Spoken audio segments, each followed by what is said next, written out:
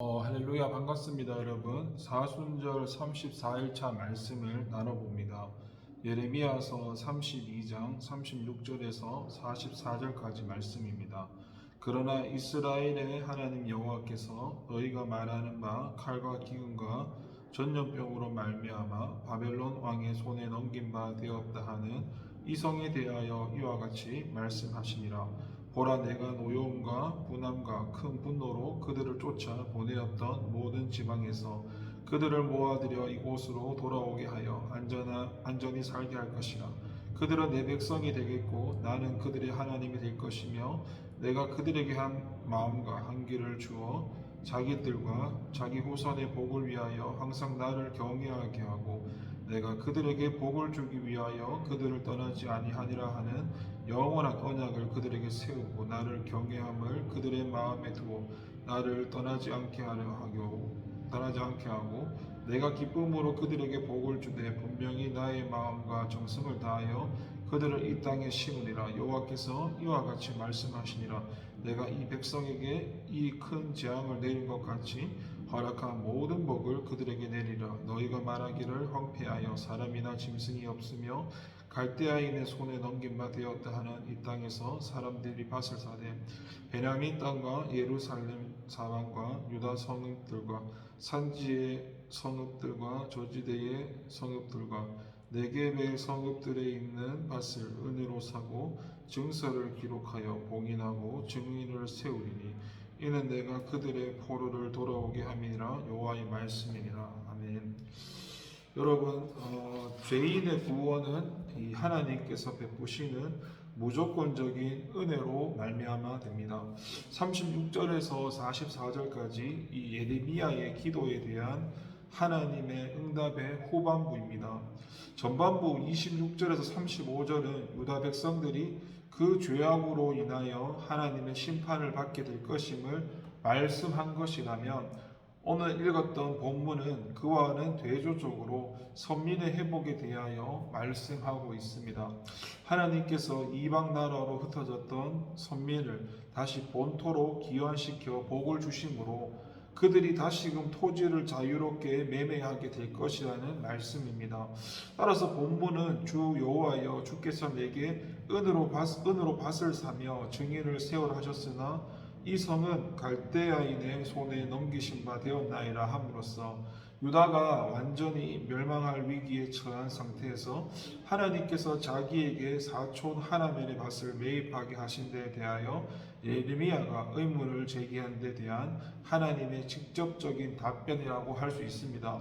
그런데 우리가 이러한 본문을 유심히 살펴보면 하나님께서 선민의 회복을 약속하시면서 그처럼 선민을 회복하시는 이유에 대해서는 아무런 언급도 하지 않고 있음을 발견할 수 있는데 본문에서 하나님께서는 선민을 회복시키는 이유에 대해서는 아무런 말씀을 하시지 않고 오로지 선민을 회복시키겠다는 사실만을 말씀하고 있습니다. 이는 선민에 대한 심판을 말씀하고 있는 26절에서 35절에서 선민에 대한 심판의 이유를 자세하게 말씀하고 있는 것과 완전히 대조적인 것이라 할 수 있는데요. 그렇다면 여러분, 왜 하나님께서는 선민을 회복하시는 이유에 대해서는 아무런 말씀도 하시지 않는 것일까요? 그것은 하나님께서 선민을 구원하시는데 무슨 이유가 있는 것이 아니기 때문입니다. 하나님께서 선민을 심판하시는 데에는 분명한 이유가 있었습니다. 그것은 바로 그들의 죄 때문이었고, 그래서 하나님께서는 그 사실을 분명하게 말씀하신 것이었습니다. 그러나 선민에게는 하나님께 구원받을 만한 어떠한 근거도 없었습니다. 선민이 다시 회복되는 것은 전적으로 하나님의 은혜로 말미암은 것이었습니다. 선민을 향하신 하나님의 사랑과 긍휼에 근거한 은혜로만 구원을 입을 것이었습니다. 그러므로 하나님께서는 그들에 대한 구원을 예고하시면서 그 이유를 말씀하시지 않는 것입니다. 우리는 이러한 사실을 통해서 죄인이 구원을 받는 것은 전적으로 하나님의 무조건적인 은혜로 말미암은 것이라는 사실을 알아야 합니다. 타락한 선민의 회복이 전적으로 하나님의 무조건적인 은혜로 말미암는 것처럼 죄인들의 구원도 전적으로 하나님의 무조건적인 은혜로 말미암는 것입니다. 모든 인간은 아담의 타락 이래로 전적으로 부패하여 구원에 이룰 수 없게 되었습니다. 더욱이 죄 아래 있는 인간은 하는 일마다 악한 일뿐입니다. 말하자면 죄 아래 있는 인간은 구원이 있어서 전적으로 무능력한 상태에 있는 것입니다. 따라서 인간의 구원은 인간의 행위나 공로와 관계없이 전적으로 하나님의 무조건적인 은혜로 말미암아 되는 것입니다. 여러분, 하나님의 구원 백성이 된 우리는 이에 대한 분명한 깨달음이 있어야 됩니다. 이러한 깨달음이 있을 때 우리는 우리의 구원과 관련하여 하나님과 다른 사람 앞에서 교만하지 않을 수 있고, 우리를 구원하기 위해 당신의 아들이신 예수 그리스도까지 희생하신 하나님과 그리고 자기 목숨을 우리의 생명과 바꾸시며 십자가에서 죽으시기까지 하신 그리스도께 감사하면서 헌신의 삶을 살 수 있습니다. 어떤 사람들은 인간의 구원은 하나님의 은혜와 인간의 행위가 결합되어 이루어지는 것이라고 말하기도 합니다만, 그것은 결단코 잘못된 생각입니다.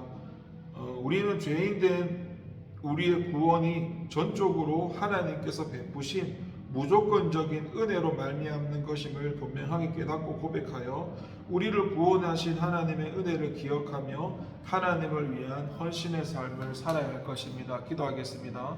하나님 감사합니다. 사순절날 우리를 구원하신 하나님의 은혜를 다시 한번 기억하게 하시며, 우리에게는 아무 공로 없고 오직 하나님의 은혜만 기억되며 하나님 앞에 그 은혜 가운데 살아갈 수 있는 저희가 될 수 있도록 도와주시옵소서. 감사드리고 예수님의 이름으로 기도합니다. 아멘.